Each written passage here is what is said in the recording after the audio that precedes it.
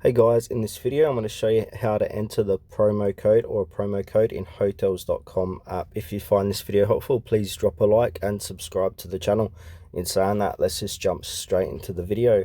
Alright, if you haven't done so already, go ahead and download the Hotels.com app on your device. Make sure to sign up or to log in.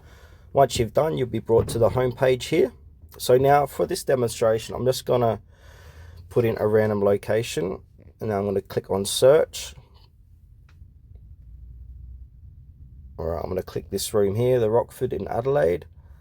And now if I scroll down, I'm going to click on select the room. I'm going to select this one here. This is just for demonstration purposes. And now I want to get to the checkout section where I can show you where to put in this promo code. Alright, I'm on the checkout details. So now if I scroll down, you will see the information about your room. And now under where the price is, you got apply a coupon or Hotels.com rewards. Click that and now apply the code, and then that will take money off your overall order.